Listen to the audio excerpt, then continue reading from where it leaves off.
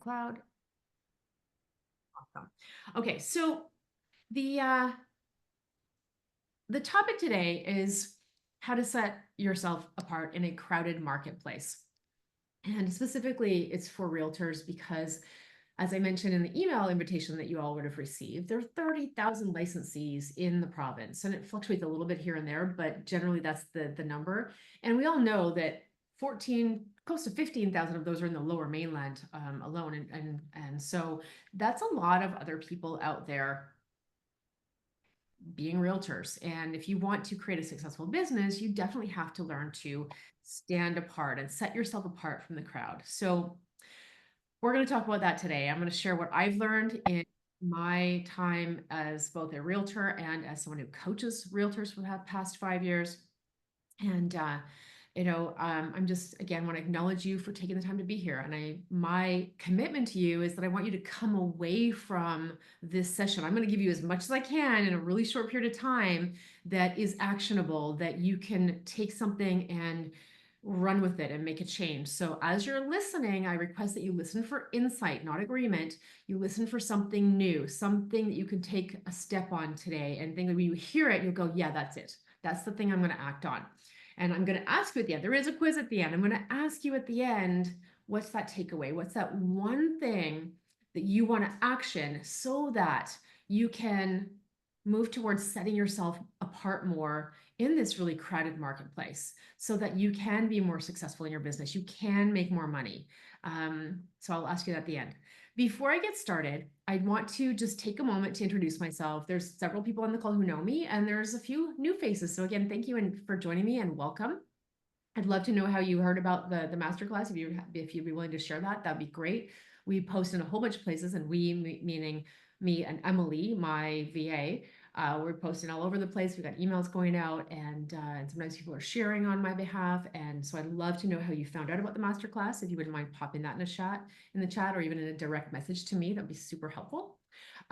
So my name is Deborah Stellingwerf. If you haven't already figured that out, I am a business and personal leadership coach. I work specifically with realtors and people in closely connected to the real estate industry, like mortgage brokers, designers, other service-based sales professionals. I have a few financial advisors on my roster, on my coaching roster, and primarily I work with realtors. And the reason is because I was a realtor. For 6 years, I was a high-performing realtor right away, out of the gate. I did really well. I was a high school English teacher before I began in real estate for 15 years. Left teaching because I had a minor car accident and I couldn't do the handwriting anymore and without pain. And other people's kids are annoying when you're in pain all the time. So I went into real estate on the recommendation of my own realtor, who said she thought I'd be very good at it. And she was right. I was really good at it. And I'm really awesome at being a teacher. So when I learn something, I need to teach it. And that was kind of the impulse and the reason why I moved away from real estate after 6 years and into coaching, because I just wasn't feeling like I wanted to get out of the way so that people who really, really loved it and were really awesome at it. And I was really good at it, but it didn't light my soul the way that what I do now lights my soul. And that's really important. And so, and I would say, just side note, if real estate isn't lighting your soul, before you jump ship, there are things that you can do. And some of them are the things I'm going to share with you today and the things that I share all the time on the master classes. To help you really fall in love with your business, either fall in love again or fall in love with in the first place, because it can be really tough out there and it can be really lonely and discouraging. One of my mentors, his name is Dr. Gay Hendricks. He wrote a book called The Big Leap. If you haven't read it, I recommend you do. And one of the things he says in the book is that the entrepreneur's journey is a spiritual journey. And those who know me will know I'm equal part soul and strategy. So I will tell you, this is a spiritual journey. You've got to do the work inside of yourself, changing your mindset, changing your habits, changing your beliefs about what you can be, what you can do, what you can have, as well as doing the external work of having a profit plan, having the skills in place for you to really run a successful business. So that's a little bit about me. I transitioned from real estate into coaching 5 years ago now, and I've really loved it. And it made a lot of sense to me when I did it. I was like, what am I doing? Right away when I announced it, people are like, of course you are. And so here I am, and I am so grateful that I get to do what I do every day. And I'm so grateful for all of you being here because I love doing this. I love it so much that I get to do this. I get to teach what I've learned and make an impact on the lives of people who take my teachings and do something with it. So one of the ways that I like to give back is by offering these free masterclasses. And of course, it's also a way for you to get a taster of me if you want some further coaching support. So at the end of our session today, I will share with you how you can take what you've learned here and go a little further with it if you want to go deeper and have more support with it. Okay, so let's get started. The agenda is this. I told you there were three steps to three things that you can do in order to set yourself apart in the industry, in this really overcrowded industry. And then I have a bonus thing for you of what not to do, because there are a few things that I learned along the way. I've seen other people do it. And fortunately, I had mentors tell me early, don't do that. And it was really great that they did. So I will share those three things plus the what not to do's, and then I will tell you about how you can take it further and some other cool things that are coming up in the Aligned and Prosperous world in the next month or so. Okay, so the number one thing for me, for you to set yourself apart in a crowded marketplace, is to be a professional. Now, let me explain what I mean by that. When you are showing up as a professional, it's not just about you, it's about raising the standards of the industry. And I am very much about that. I think that that's what I want to do for people. I want you to be successful. I want you to make more money. And I really believe that the way you can do that is to up-level your own professionalism so the industry rises. You set yourself apart. Now let's talk about what professionalism is. Part of it is education, like continuous education for yourself. You think about other professions. I'm a certified teacher. I'm still a certified teacher. I didn't let go of my license for teaching because I worked really hard for it and I wanted to keep it. And as a certified teacher, I had to do a number of years of education, 5 actually. I did more than 5. I did 7 because I have a master's degree in rhetorical studies, which I now use to help other people learn how to communicate. And the thing is, like, I wouldn't be able to be a teacher, which is a profession, a lawyer, a doctor, an accountant, all these professionals. I wouldn't be able to be a professional without educating myself. And sadly, the education for licensing is, I think it's a little bit less than adequate to set you up for success. Sure, you get the information you need to know about contract law and things like that. And I know post-licensing is better now than when I did it. But I think it's still inadequate. And what happens is that people go through the licensing and then they think that, oh, I'm done now, I can go do this. But they haven't learned how to run a business, because that's the other side of being a professional, is learning how to run your business with continuous education like this. So thank you for being here and educating yourself. The second on my list, it's not necessarily this order, but the second thing is the strong communication, making sure that you are always in the process of learning to be a better communicator.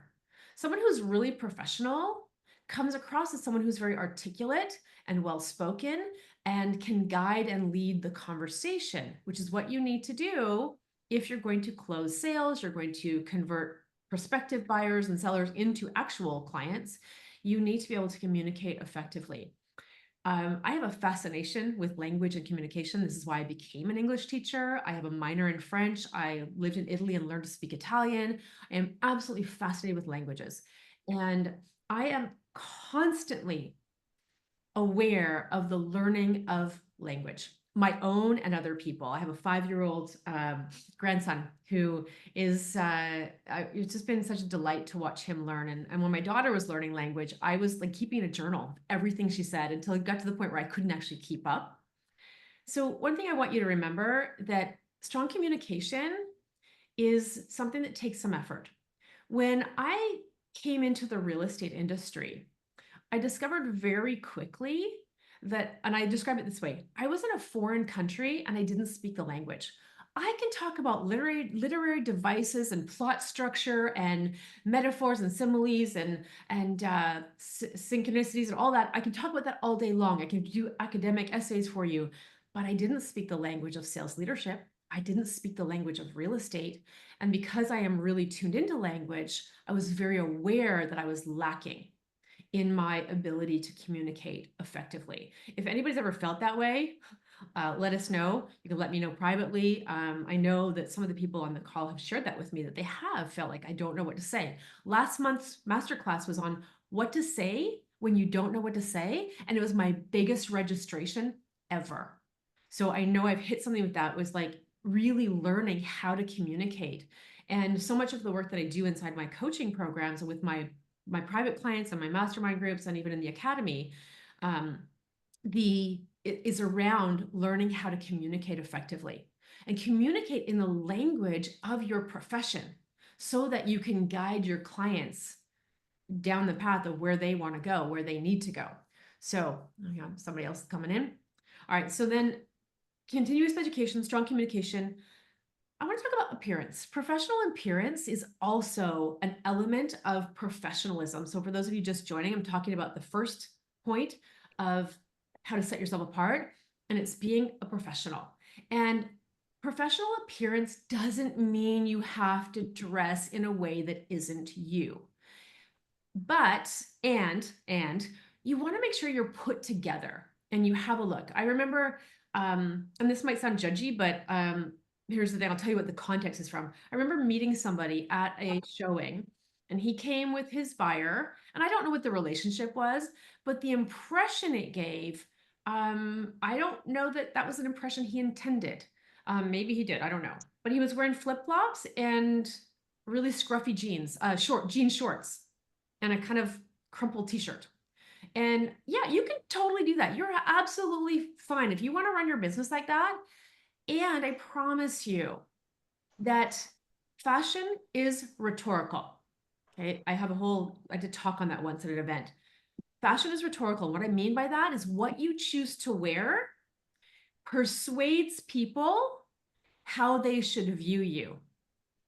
So if you're showing up in scruffy clothes, there's going to be a lot of people who, even if they're not aware that they're judging you, they are receiving the information of the message you're putting out there with your clothing. So you want to make sure that you have your unique style. And I'm not saying you have to dress like a banker or dress in a way that isn't your style. I mean, my uniform now is jeans and a blazer. You'll see me talking at events, and I'm often wearing jeans and a t-shirt with a colorful blazer. It's put together, but I'm still wearing jeans. Okay, so you can find your own style. I know some people who like to wear suits. Some of my clients and some of the my former team members, I used to be on a team, worked on my own for a while.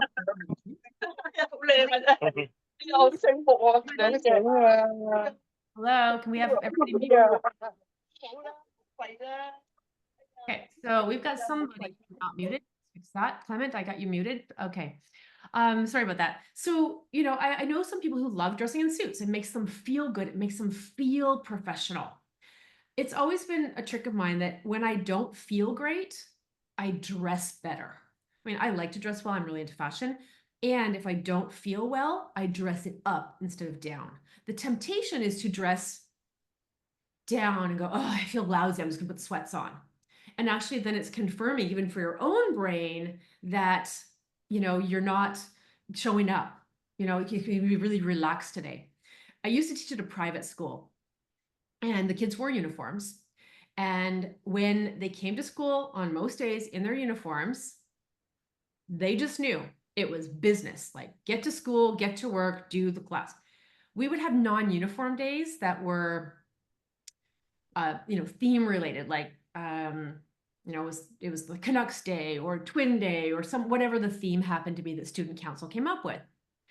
The kids were out of their minds. They were like bouncing off the walls. They were super hyper because they weren't in uniform that signaled to their brains that it was time to work. So there is some value in you thinking about how you're going to show up and what your appearance is.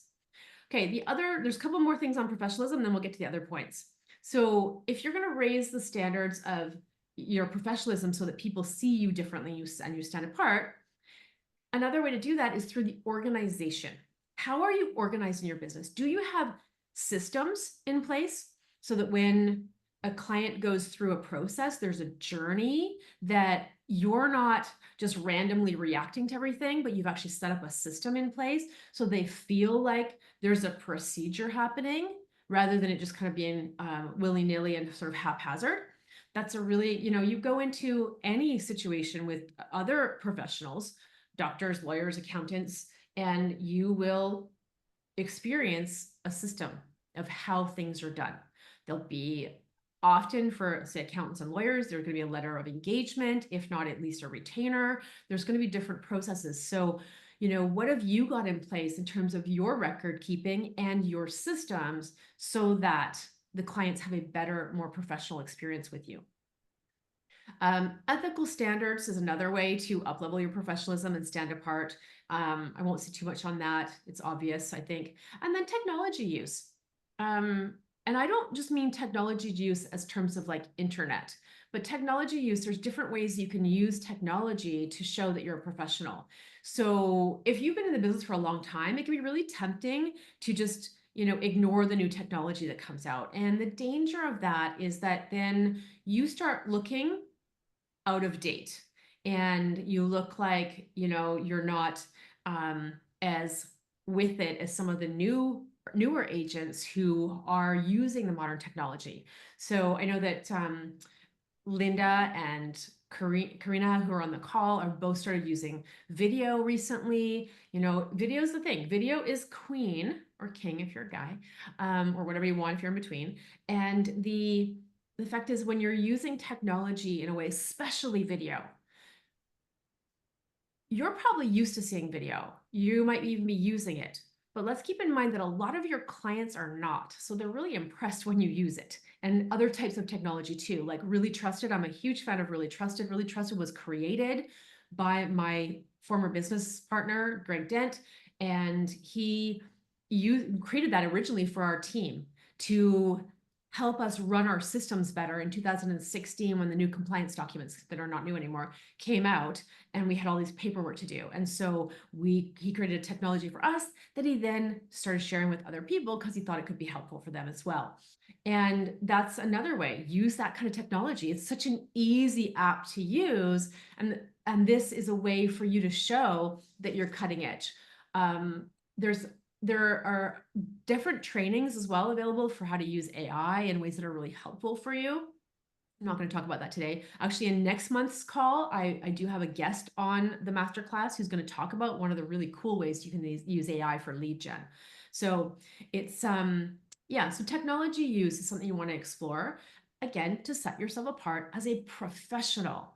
And you think about, before I move on to the next point, being a professional encompasses a lot of things. It encompasses continuing education, well, having an education in the first place, continuing education, strong communication, professional appearance, organization, ethical standards, and technology use. There's probably more. It's not exhaustive, but I wanted to just give you those that I think are really, really key to you setting yourself apart and showing up in your business like a business owner and like a professional. And I often, when you see it now, you're going to see what I'm doing, but often in my emails, I will call realtors real estate professionals because I'm trying to drill home that you are a professional. Okay.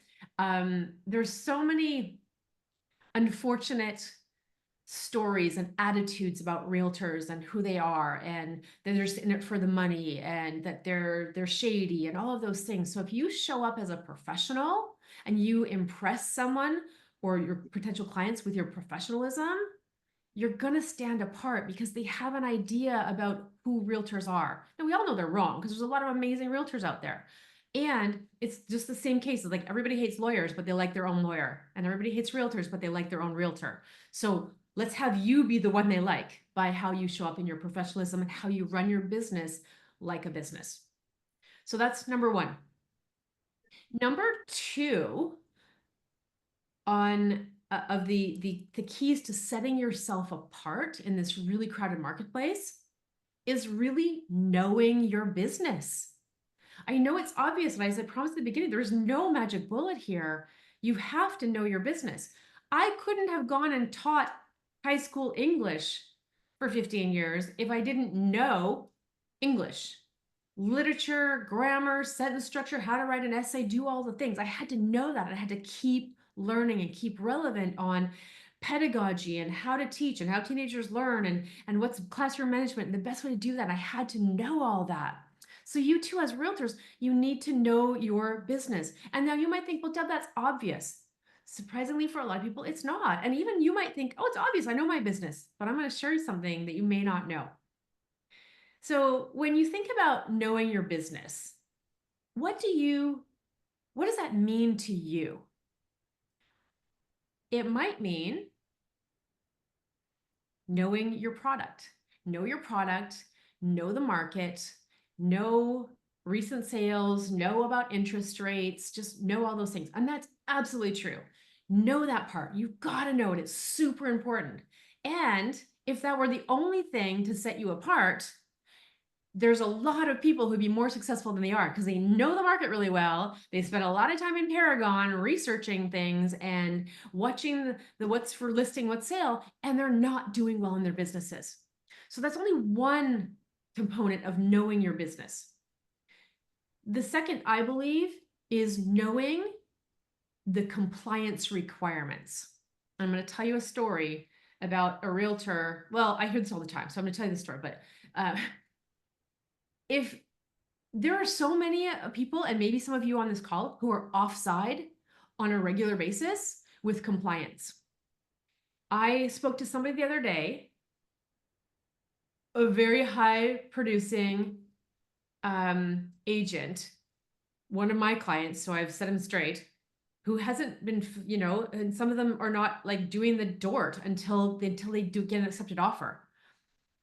You are in offside and in violation of your compliance duties when you are not giving the DORT the moment you talk to somebody.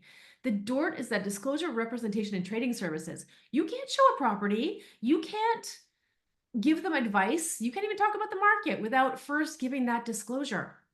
And so you can either avoid it because it's uncomfortable, it's awkward, or you can go into the really trusted library and watch my video training on how to use compliance documents to uplevel your professionalism.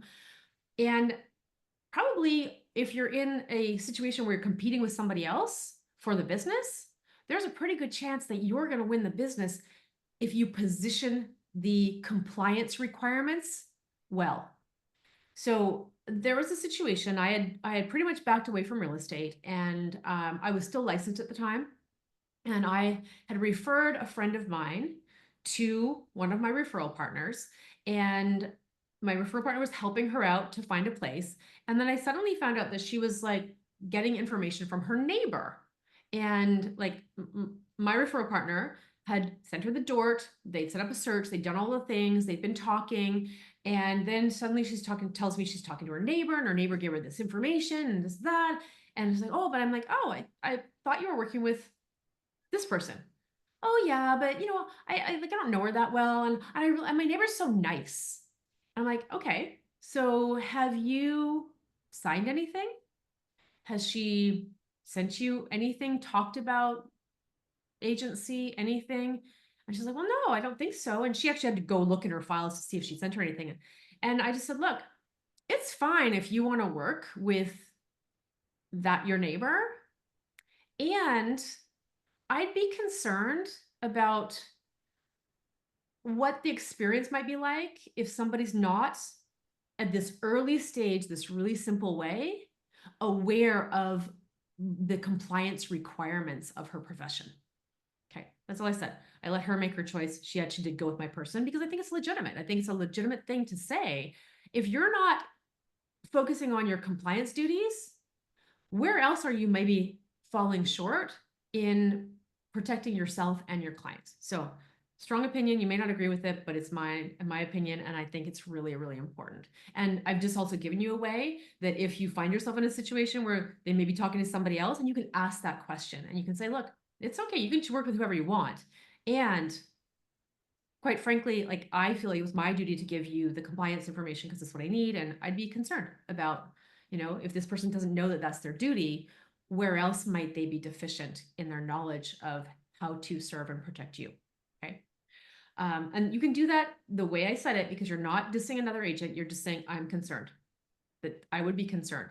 And, giving the client, I think it's in the best interest of the client to tell them that. Okay. Especially when they don't have agency because no door has been sent. Okay. So the final thing in the know your business, you're going to know your product, your market, all of that. You're going to know your compliance requirements. And you need to know what kind of business you're in. So who knows what kind of business they're in? Tell me in the chat, what is your business?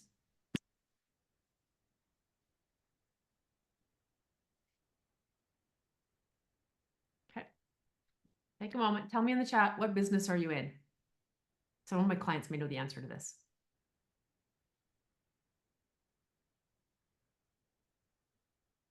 Some of you might be saying, people business. Yeah, Stephen, excellent. You're in the people business. You're in the business of, some people say they're in the business of buying and selling houses. You're not. It's the job you do. Your job, I want you to think of yourself this way. You are your business. You're the business owner. Yep. Linda, you're in the service business. Awesome. You are go into this thing. I'm in the business of buying and selling real estate. No, you're not. You're in the business of helping other people buy and sell real estate. You're in the service business. You're in the business of lead generation. Yep, Karina, that's really your focus. I like to phrase it this way. You're in the business of having conversations. That's how business gets moved forward. So the better you become at having conversations that take your prospective client down the path to becoming your actual client, the more you're going to set yourself apart. There's a lot of people I find, and they come to me because of it, that don't know what to say. As I mentioned in our last month, that was our theme last month. And they don't know what to say. And this morning on my leadership mastermind group, we talked about that, what to say in certain situations. So I'm going to give you an example. I have permission to share this. That one of the clients said, well, she was sharing somebody, she's newer in real estate, and they said, oh, I know so many realtors. And she's like, I don't know what to say in that situation. And I said, because you're in the business of conversation, you want to just keep the conversation going. And here's what I recommended. And you can let me know if you have a different recommendation. I'm open to hearing that. But what I recommended she say is like, when somebody says, oh, I know so many realtors, and she just say, I'm not surprised. There are 30,000 licensees in the province of British Columbia. A lot of people know a lot of people who are realtors. And I'm different. Nobody does real estate like I do. I'm unique. And you can say something along those lines. And then she's just like empowered. She didn't feel put down. She was feeling like, oh, it made her feel really small because they're like, she kind of felt dismissed by this woman. I'm like, you can't let other people dismiss you. You have to lead the conversation and go, yeah, I'm not surprised you know a lot of people. There's 30,000 of them. And I'm different. And you might go into, and I won't get into formulating that today, but there's ways that we went in that our call this morning is like how to formulate what you do differently. And there's different ways that you can weave into conversation what you do without asking for a sale and just like letting them see you and see what you're about. And that's what I teach inside the programs is how to weave that into your conversations. Selling is merely letting people know how you can help them. And unfortunately, and this was my mistake too, when I came into the industry, I was very, I was an academic, taught English, had a master's degree in literature. I felt like I was betraying my academic membership. I was a card carrying academic and I felt like I was betraying my membership. And because I was becoming a salesperson. And a friend of mine said, what are you talking about? You're already a salesperson. Like everything is selling. And that was my introduction to that idea. I was just at that time convincing teenagers that learning language and how to use it effectively was important. And I often say this now, and some of you will have heard me before. Remember when you were in grade 9 and you said to your teacher or maybe complained to your classmates, ugh, Why do we have to dissect this poem? Why can't we just read it? Why do we have to dissect this short story? Why can't we just read it? And now I'm answering you. This is why. When you were dissecting the poem or dissecting the short story, it was to understand how communication works, how language works, how every single word counts. And when you are in the business of conversation, where your conversation, you're always looking for an opportunity without being salesy to let people know how you can help them, you've really got to master the business of conversation. Okay. So, number one, be a professional. Number two, know your business. The logistic stuff, the job you have to do, but also the business of people and service and conversation. Know that. And then finally, to set yourself apart in the real estate industry or any industry for that matter, is to be yourself. There's no one like you. This is why I said to my client, when someone says to her, oh, there's so many realtors I know. Great, own it. Yep. There's no one like me though. When I was really fortunate, I had some good mentorship when I first got started. And one of the things that I also knew coming in, because I was expecting people to say to me, I was leaving teaching. I was leaving a really secure profession with a lot of friends. Teachers tend to be very risk averse. And so I had a lot of friends, and even some of my family members are teachers, and there was a lot of fear on my behalf that I was doing something insane by leaving the security of my teaching job. And one of the things that I was prepared for that. So I just said, yeah, there's a lot of competition out there. And people would say, oh, there's a lot of competition. I'm like, yeah, but there's no one like me. And I'm not competing with anybody but myself. My job every single day is to show up and be the person who is creating the future I want. That means I have to ask myself, what do I need to do today to create the future that I want? And is it aligned with me? I called my coaching business Aligned and Prosperous Inc. because that's the two things I want to focus. I want to make sure that I'm doing my business and my clients are, and you are doing your business in a way that's aligned for you. I have a client in the mastermind group who loves door knocking. I have others who just would rather die than knock on a door, and is finding what's aligned for you. That's when you can really fully be yourself. One of my clients again in the leadership group, because I just happened to be with them this morning. Did you all know that on the first Saturday of October, every year down at Spanish Banks Kids Beach, the Spanish Banks area, or they have paddle boards, and all these people dress up as witches and go out on their paddle boards. It's epic. I saw the video yesterday, and I said to my client, because she's totally into paddle boarding, and she started a paddleboard group last summer. Again, to be herself and to do something she loved doing. She started a paddleboard group where she's just did a Facebook thing, invited people. She's out in Port Moody, and there was no group there, and she didn't want to have to come to Vancouver all the time. So just being herself. And she came down to the Vancouver witches paddle and green makeup, and it was just beautiful. And so that was an example of her just really being herself. So I want to loop this back to the first point about how you're dressing and how you're showing up in your clothing. So many people have these great photographs of themselves, and yet they show up so different. But it's figuring out who you want to be. How do you want to represent yourself? Are you the suit guy? Are you the suit jacket and pencil skirt, high heels gal? What is it for you? What is your unique style that you want to present to the world? Some people come by that naturally. Some people work with stylists. And, I think it's a really important thing to consider when you're setting yourself apart. And just again, find the things that you love. Learn the language that aligns with you. Now, the reason people come to me a lot is because I'm really good with the language. I'm really good at teaching them that what I call the language of sales leadership, and how to have those conversations without feeling salesy or icky. Okay. So, and still feeling like yourself. One final word on that, on the language of sales leadership, we are in a world where the old school sales model, we're all suspicious of it. And I had a conversation with a fellow last week from New York, actually, who was telling me how when he used to like grease his clients.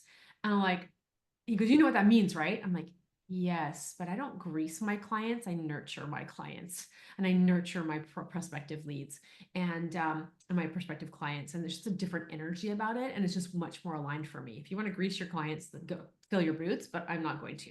And so it's about finding the way that really resonates with you, how you can fully be yourself. And final thing on being yourself, I started this session today telling you that the entrepreneur's journey is a spiritual journey. Becoming more of yourself is the outcome of that spiritual journey. It's you clearing away the limiting beliefs about what you're allowed to have, what you're allowed to be, what you're allowed to do in the world. And whether that's the time freedom or money or how you do your business, like all of those things, it's clearing away anything that limits you fully expressing who you are in the world. When you show up fully as yourself and you're in your power and in your radiance and you're just feeling really confident, people will be drawn to you. Already, your next clients are watching you. I tell myself this all the time. My next clients, the next people who are going to come into either my private coaching or my mastermind or the academy are watching. Some of you might be watching right now. And if not, that's totally fine. I part of my give back is to give these sessions so that I'm benefiting the industry. And I also am very, very aware that my next clients are watching me right now. And I hope that you will show up in a way that demonstrates you have that same awareness. Because when you do that, when you show up for yourself in confidence and trusting, learning to trust in yourself and having the skills, it's the skills that will increase your confidence in being yourself. Then everybody wins. You win, your business wins, those you love, those you serve, everyone wins. Okay, so those are my 3 keys. I'm going to ask you in a moment what your takeaways are. So get ready to post those in the chat. And then I want to share with you some shiny objects that are the don'ts when it comes to setting yourself apart in the industry. So pop in the chat what your takeaways are about what's one thing you think I could improve on this. Maybe it's like, I want to go shopping and get a new pair of shoes. Maybe it's you want to sign up for some kind of continuous education. Maybe you're going to sign up for my master plan event, which I'm going to tell you about in a moment. Maybe you're going to spend a little bit more time learning really trusted and how to use it. Maybe you're going to reach out to some clients and have some different conversations. You let me know in the chat, what's that thing you're going to do that's a little bit different to set yourself apart, to sow the seeds. Okay. Yeah. Oh, engagement letters for buyers. Yes. Yes. Oh, coming up in the new year, I'm going to be offering a paid masterclass on how to introduce and get the buyer agency agreement signed. I teach that all the time, and I have a really powerful lesson on that. And I thought I might just open that up for some people. So stay tuned for that. But yeah, having engagement letters and really clearly, yes, Rob, buyer agency agreement, right? That's one of the ways to uplevel your professionalism. You're using compliance documents, you're using agency documents. Things are shifting in our industry. We saw a big change in across the border recently with the change to agency and buyer side, and also Toronto as well. Some changes are happening. It's going to trickle over here. Buyer agency agreements have been a standard in Ontario for decades, and we're still not using them. And I think it's kind of a West Coast thing. We're like, yeah, we're chill, it's okay. But I think we need to step up. I always used them, and it made a big difference in my business and the way people engaged with me as a professional. It was clear they were hiring me, and taking them through that conversation sets up the leadership in the dynamic so that they trust you, so that when you're at a point where you're doing a negotiation and you've got to show them to, that this is the way to get it or not get it, they're going to trust you. They're not going to be thinking, is this person just trying to get paid and trying to trick me into buying this? No, because you'll have already established leadership and trust by going through that process. Oh, big question, Linda, why the board doesn't make it mandatory. Yeah, I will talk about that another time. There's a lot of conversation about that. There is some conversation about making it mandatory. But we've also made the DORT mandatory, and that's not really working, is it? So, I mean, more and more people are doing it. Yes, the DORT is being done. It has to be done. But they're not leveraging it as the tool to up-level professionalism in a way that really could be done. Okay. So let's talk about the things to avoid doing, these shiny objects that people think, oh, if I do this, it's going to set me apart. Now, fancy business cards. And I brought this one on my list because when I first started, I had the very good fortune of the recruiter person at McDonald Realty where I first started say, yeah, don't worry about business cards in the beginning, just talk to people. Because he had somebody who had spent like 4 months designing this super fancy business card and doing all the branding and didn't get out there and start talking to people. He said, just get out there and start talking to people. And I was like, I don't know what the heck I was saying, but I just did that. And I got a really simple business card and I dealt with branding later. And I had the similar advice in my coaching business. My coach is like, because I like doing pretty things and like it's so fun to faff around in, that's a British word, by the way, to faff around in Canva and make pretty things. And it's a distraction from what we should be doing, which is being in the business of conversation. So business cards, nobody cares. Keep them really simple. Have your name and phone number of it. Nobody cares about your branding. At some point, you may want to do that when you have established a business because you are your brand and you'll have a better sense of who you are then. Because I know so many agents that some who worked with me who, spent a ton of time on branding in the beginning, and then they realized that's not who they wanted to represent themselves as. So just like get out there, run your business, and then it will evolve. Website is another one. Don't mess, like, you don't a website is valuable, but you don't need to spend a ton of time or a ton of money on a website. Unless, of course, you're doing a lead gen system through a website, that's a different thing altogether. And if it's a business model, like I know some people here are using very targeted website things, that's different. I'm not talking about that. I'm talking about, your website. It's valuable to have one, and you don't have to spend tens of thousands of dollars on it. Some people do. I had a client who was a new agent spoke to me a few weeks ago, and she was desperately in need of coaching, and she didn't have the money to pay me because she'd spent $10,000 on a website, and she doesn't have the skills on how to run a business yet, or how to create clients and even find leads, and yet she spent $10,000 on a website that's not going to generate business for her. And so, yeah, as I was saying, avoid those shiny objects. And any other kind of widgets, I call it widgets and doodads is on my list. When I first started in real estate, I got sucked in to so many, widgets and doodads. I had branded corkscrews, I had branded keychains, I had what else did I have? Notepads. And notepads are kind of fun and people really love them, but there's all the stuff. I kept buying stuff thinking, oh, that's a good idea. That's going to make me stand out. Pens and all the things. And you don't need any of that. You can do that. And by all means, if you have a business plan, because you're a professional and you run your business like a business, you have a business plan with a marketing budget and you decide, I'm going to focus my marketing budget on pens this year. And here's how I'm going to use them. And here's how I'm going to send them out. Because there's value in marketing with what I call lumpy mail. You send a pen or a notepad out in the mail. People don't get hard mail that often anymore. It's kind of fun to receive something like that in the mail. So if that's a plan, go ahead and do that. But don't get distracted by it when you're feeling like, oh, I haven't had business lately. And then an email comes through and there's somebody offering to give you pens. Then you instantly just buy the pens. I mean, speaking from true experience here, okay? So we want to be really intentional about it and run it like a business. And if you're making a decision to market in that way, let it be an intentional decision, not a reaction, okay? So those are the shiny objects, the doodads and stuff, the business cards, the websites. Again, you can use those strategically, but they can also be things that just take up too much time. Creating, brand templates and all that stuff in Canva that is really not necessary. Most of you have brokerages have stuff that give you templates for things. Just use your brokerage's stuff to begin with and get out there. Now, later on, you may want to brand when your business is in a position to support you doing that. Okay, so I've asked for takeaways. Seems like nobody got any because nobody's shared anything in the chat. So if you have a takeaway or an action step, you're like, I'm going to do this. I'm going to cancel my order for branded corkscrews. I'm going to go learn something more about how to use Really Trusted. I see that. Thank you, Karina.